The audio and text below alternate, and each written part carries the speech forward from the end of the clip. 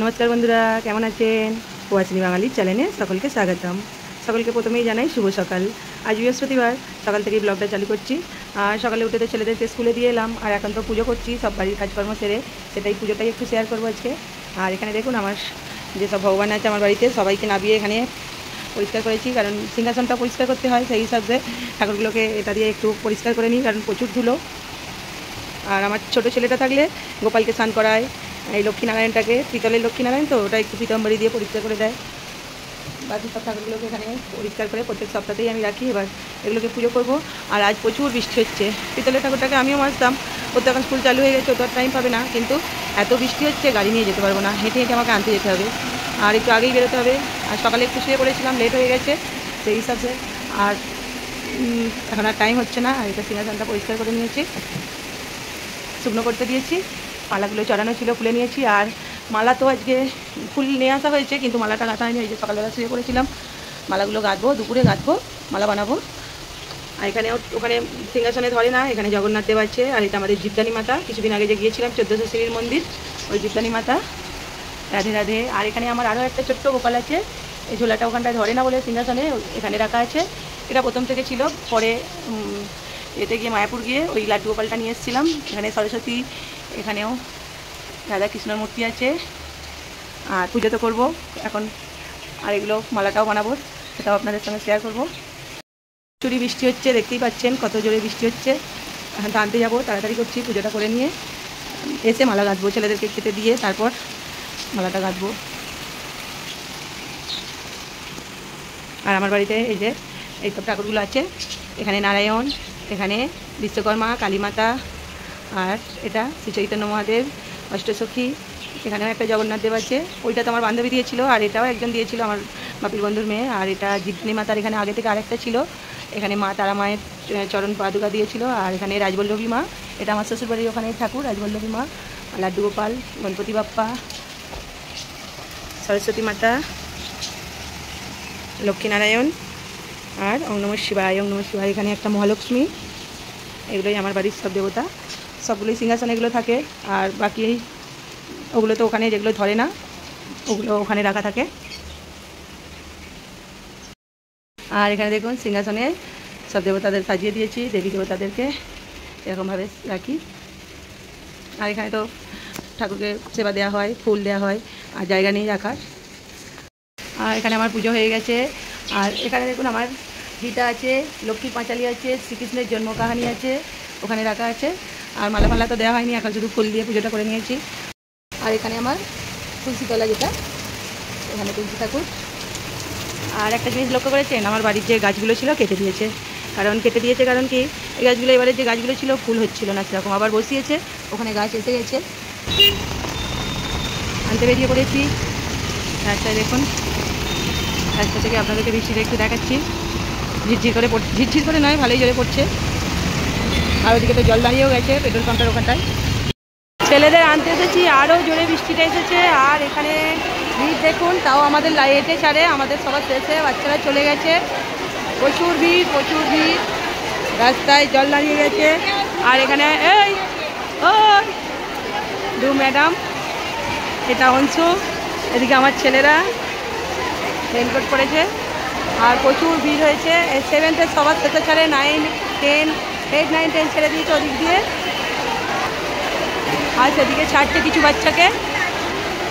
আর এখানটা তবু ছেড়ে দিয়েছে, এখন বৃষ্টি পড়বে না, কিন্তু প্রচুর জোরে বৃষ্টি হচ্ছে। আর আমি স্কুল থেকে বেরিয়েছি, স্কুলের সামনেটা দেখুন এরকমভাবে জল ভরে গেছে। পাশাপাশি 3টে স্কুল, সেই সাথে অনেকটা ভিড়, আর ট্রাফিকও পড়েছে। এত জোরে বৃষ্টি হচ্ছে, পুরো ভিজে গেছি। আর আমিও ভুল করে ছাতাটা নিয়ে গেছি, রেনকোটটা নিয়ে গেলে হতো। ব্যাগ নিয়েছি বড় ছেলের, আর ওর ব্যাগটা তো নিই না, দুটো ব্যাগ নিলে আমিই চলতে পারবো না। আর ওর একটু কষ্ট হয়, কিন্তু কী করবো, দুজনে বড় হয়ে গেছে। আগে নিয়ে যেতাম, 5 পর্যন্ত নিয়ে গেছি দুজনের ব্যাগটাই যাই করে, কিন্তু এখন বড় হয়ে গেছে আর ব্যাগটা নিয়ে যাওয়া যায় না। প্রচুর বৃষ্টি হচ্ছে। বৃষ্টি দেখতে ভালো, কিন্তু গরমের দিনে গরম, বৃষ্টির দিনে বৃষ্টি হবেই, কিছু করার নেই। কিন্তু যারা এই যে বাইরে যায়, আমাদের যেমন স্কুল টিউশন, প্রচুর অসুবিধা হয় এই বৃষ্টিতে। কিন্তু যেই দিনের যা সেটা তো হবেই, নাহলে চাষির চাষ হবে না, কিছুই হবে না। আর যখন ওপর থেকে বসে বসে দেখি কী ভালো লাগে। আজকে তো এত বৃষ্টি হচ্ছে, মনে হয় আজকেও ভরে যাবে। আগে একদিন টিউশন গেল না, ভরে গিয়েছিল। আর আজও যদি এরকমভাবে বৃষ্টি হয় হয়তো টিউশন যাওয়া যাবে না। আর ওদের দেখুন জল জমে গেছে, ওদের বেশ ভালো মজাই হচ্ছে। ওপরটা দিয়ে যাবে তো না, যেখানটা জল জমে আছে সেখানটা দিয়ে। আমরাও ছোটোবেলায় করতাম, মাঝে মাঝে টুপি খুলে দিচ্ছে, সবাই এখানে ভেজে, আমরাও ভিজবো। আর ভিজতে তো দিইনি, ওই জল দিয়েই যাচ্ছে, কিছু বলি না, করুক। কারণ আমাদের ছোটোবেলাটাও আমরা এরকমভাবে এনজয় করেছি, সবসময় ওদেরকে বাধা দিতে গেলে হয় না। আর এখানটা আমাদের পেট্রোল পাম্পের এখানটা আমার ভিজে গেছে, ভরে গেছে, পুরো জলে ভরে গেছে এখানটায়। আর এরকমভাবে এখান থেকে একটু আবার কমে গেল বৃষ্টিটা। আর এরকমভাবে যদি হয় সারাদিন এই রাস্তা পুরো ভরে যায়। আমি তো আগে অনেক ভিডিওতে দেখিয়েছি কীরকমভাবে ভরে যায়। ছোটো ছেলেটা ব্যাগটা নিয়ে এলে অনেকটাই কষ্ট হয়, ওই জন্য সকালটা হেঁটে যাই, আর দুপুরবেলাটা আনতে যাই গাড়িতে করে, আবার দিতেও যাই গাড়িতে করে টিউশন। কারণ ব্যাগটা বইতে আমি বুঝতে পারি অনেক ভারী, বললাম 5-এর পর থেকে আর নিতে পারি না, 6 থেকে দুটো কাঁধে দুটো ব্যাগ নিলে প্রচুর কষ্ট হয় আমার যেতে। ও বড় হয়ে গেছে, ও বুঝে গেছে যে মামার কষ্ট হয়, আমাকে একদমই দিতে চায় না। বলি মাঝে মাঝে দে, একটুখানি নিয়ে যাই, কিন্তু দিতে চায় না। ওপরে উঠে গিয়েছিল, আয় দেখুন ওকে দেখতে পেয়েছে, টিটু বেরিয়ে এসেছে, আয় পুছে লাগছে, ওকে খেতে দিতে হবে। আর ওদেরও তো বেশ ভালোই মজা হচ্ছে এখানে জলেতে। টিটু আমাদের এই যে বিল্ডিংয়ে পুরো ভরে গেছে এদিকটায়, ওকে খেতে যেতে দিতে হবে আমরা এলে এই সময়। আর ও পুছিলাচ্ছে মানেই বুঝতে পারছেন, ও প্রচুর খুশি হয়ে গেছে আমাদের দেখে। কী হয়েছে কী হয়েছে, চলো চলো মানু গেট খোল, গেট। আর দেখুন এখানটা তো বন্ধ করে রাখে, ওরা গিয়ে একটু একদিন পটি করে দিয়েছিল, কিন্তু আমরা গেট খুললে হয় একবার, ও আমাদের আগে আগে আমাদের ঘরে গিয়ে পৌঁছে যাবে। দাদাকে দেখতে পেয়েছে, দেখুন করছে, দেখুন চ চ চ মারবো, আমার কাছে আসবি না। আগে এসে পৌঁছে গেছে, বেশি খেতে দেয় আমার ছোটো ছেলে চিন্টু, অঙ্কুশ। এদিকে আয় টিটু, এদিকে আয়, ঘরে ঢুকে পড়বে। এখানে আরেকজন ছিল, সেও উপর থেকে নেমে এসেছে। বৃষ্টি তো হয়েই যাচ্ছে, এখন একটু বন্ধ আছে, কিন্তু আকাশের ঘোর অনেকটাই খারাপ, সারাদিনই হয়তো হবে। আর বৃষ্টি মানে বর্ষা, মানে একটু কিছু খাওয়া দাওয়া, বসে বসে পকোড়া, এটা তো মা বানিয়ে পাঠায়, যখন গ্রামে গিয়েছিলাম নিয়ে এসেছিলাম। আর এটা মা খুব পাতলা করেছে, একদম পাতলা করে বড় করে করে দিয়েছে, নাইলে থালাই করে করে আমসত্ত্বর মতো করে। আর এটাকে ভালো করে ধুয়ে চটকে ধুয়ে আর গরম জলে একটু ভিজে দেবো। এটা গরম জলে যদি আজকে না ভিজালেও হবে, কারণ এইটা দেখছি অনেকটা পাতলা, এটা মনে হচ্ছে কোনো থালায় বানায়নি, একটা থলিতে মনে হয় বানিয়েছে কোনো, ওই জন্য বড়ও হয়েছে। আর এগুলোকে ভিজে দেবো, কারণ বর্ষাকালে একটু তালটা খেতেও ইচ্ছা করে। আর একটু ফুরুলি বানাবো আজকে, ফুরুলিটা তো খেতে আমাদের বাড়িতে পছন্দ করে, ছোটো ছেলে একটু কম খায়, বড় ছেলেরা এই ধরনের জিনিস আবার পছন্দ, আর ছোটো ছেলে এইসব জিনিস খায় না। এটা ভিজে দিয়ে আর এতে একটু চিনি দিয়ে দেবো, কারণ তালটা তো শক্ত করা আছে, তো চিনি দেওয়া ছিল না, আর একটু চিনি দিলে মিষ্টি মিষ্টিই হবে।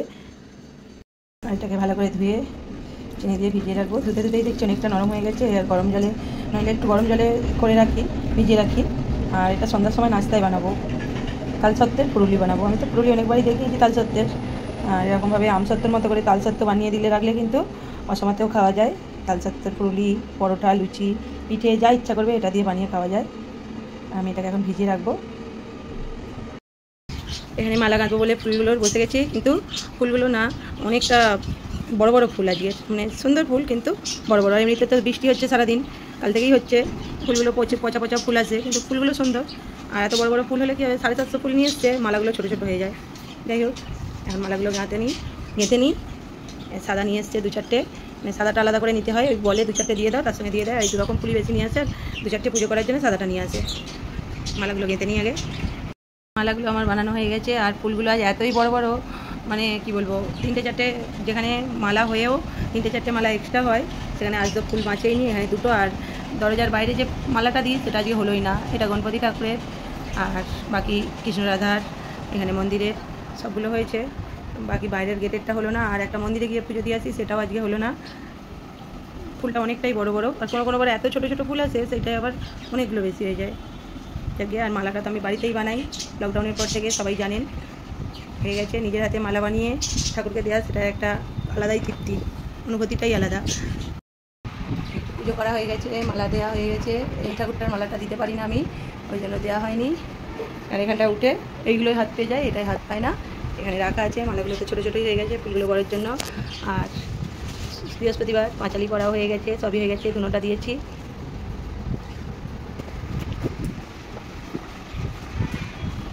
হয়ে যাওয়ার পর এখানে নাস্তা বানাবো চলে এসেছি। তালটা যে ভিজিয়েছিলাম পুরো গলে গেছে। আর এখানে আমি আটা নিয়েছি, ময়দা নিয়েছি।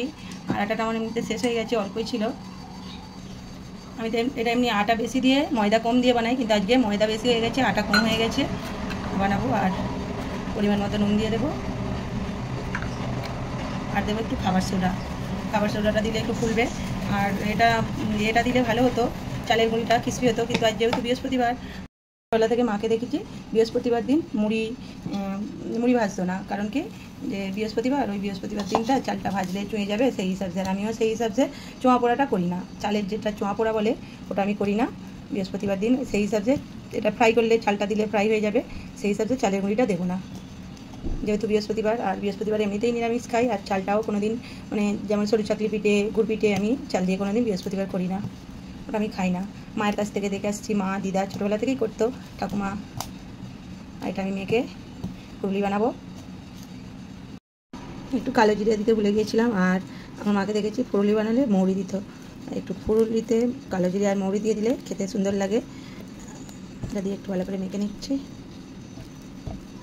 এটা তো মেখে নিয়েছি। আর এটা আধা ঘন্টা রেখে দিলে ভালো হতো, কিন্তু 10 মিনিট লাগলেও, কিন্তু অনেকটা লেটও হয়ে গেছে। ছেলেদের খিদে পেয়েছে, টিউশন থেকে এসছে। এখানে তেল গরম করতে দিয়ে দিয়েছিলাম।